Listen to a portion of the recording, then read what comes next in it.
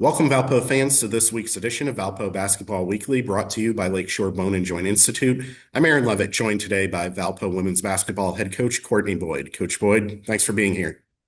Here we are again, Aaron.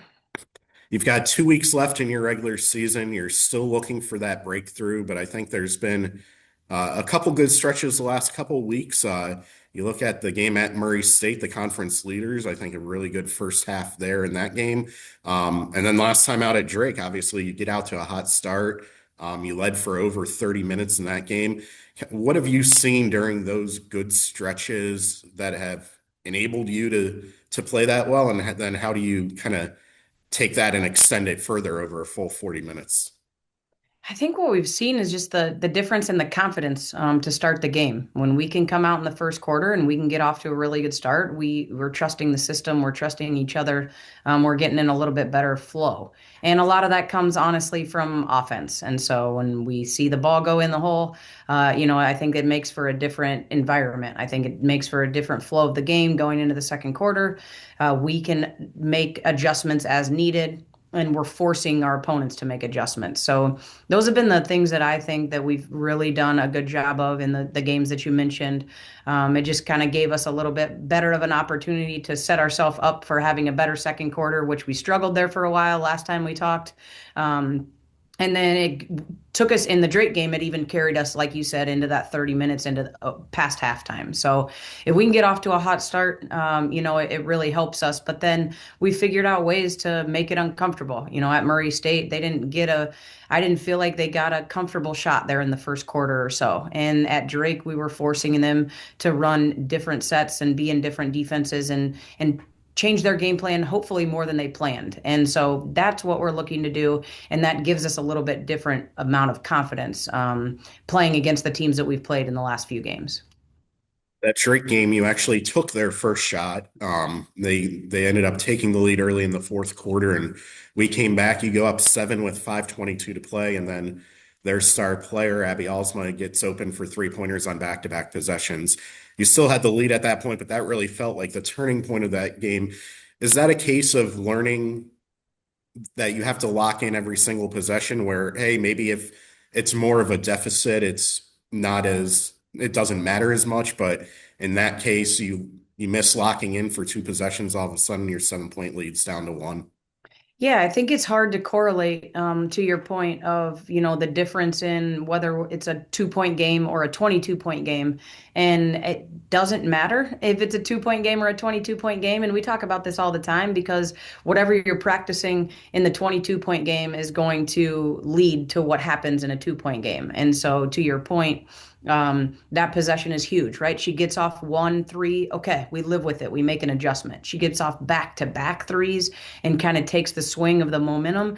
That's where we fell asleep. That's where we didn't make an adjustment. That's where we were too wrapped up in what we didn't do on the offensive end. And now we're giving it up more on the defensive end. And so I'm hoping game by game that those two possessions, I think we've been talking about, two possessions for a really long time now, but those two possessions became even more crucial.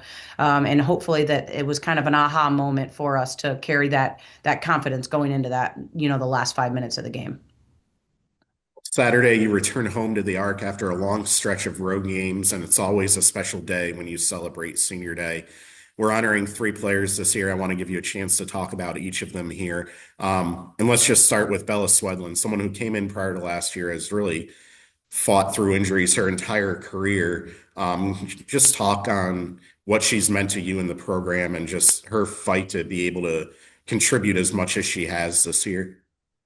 Yeah, Bella came in June, and we had really tough conversations about her knees and her health and where she's been and why she's doing it. And that is one person that I never question her passion for the game and what decisions she's making for the betterment of the team. Because she hasn't been given the same opportunity in the Jersey, no matter whether it was the previous schools that she was fortunate enough to be at or being at Valpo, for the last 2 years. I think that for her, it's been more about, I love this game. It's part of my identity at this point. I trust what's going on. How can I be my best self, whether I'm playing or not playing? And so for her, I just really appreciate her showing up and understanding her role and really excelling in her role, even though it might not be what she wanted it to be, right? Starting in September, she's really owned that, and I think that she's come a long way, and she's shown growth through it as well. So it's not an easy senior season. It's not an easy senior role. But she's taken both. She's taken both really well, and I have enjoyed watching the growth on her end of it. Next up, Fiona Connolly, again, like Bella Swedlin, came to the program prior to last season. Someone who you've asked to take more of a leadership role this year. Just what has she meant to you in the program this year? Yeah, I think there's no question that, Fiona has a contagious personality, right? She's competitive, the way that she talks to her teammates, the things that they're doing off the court in a positive way, just the difference of how people are following her and why they're following her, and that's her personality. Um, I think coming in, we knew that she could score it. We knew that she had an offensive mindset. It was trying to get her, to back to your comment about playing every possession, trying to get her to be on board for every possession defensively because that would make her offense easier. Things started to click for her defensively, and so I think it helped her offense, and she started to figure out that there were other people around her that could help take that pressure off. And then I think what really changed it was when we had her at the wing. We had her playing what we call our lock position in our transition, and we changed her to a point guard. Grab a rebound and let's go. She sees the floor really well. She's obviously bigger than the point guards that we have, but she's played a lot of different roles for us, and she's never questioned why she's playing that role. And she really has gone out there and played her butt off in every role that we've asked her to do, including, stepping up as a leader even when she's uncomfortable doing it. So there's something to be said for that as a senior. Unfortunately, same as Bella. Not the senior year record wise that you want, but we have seen growth throughout this team and especially in fee. And then someone you've known now for a number of years, and Michaela Huffine. She joined you at Quincy when you took that position 2 years there, and then made the leap with you here this season. What has she meant to you personally, and what has she brought to Valpo this year? Yeah, this one's a little bit different. We're 3 years in, and it's just the trust is there, and there's something different about Michaela. I've had a lot of point guards. I've had a lot of point guards that some spoke more than others. Some led by example more than others.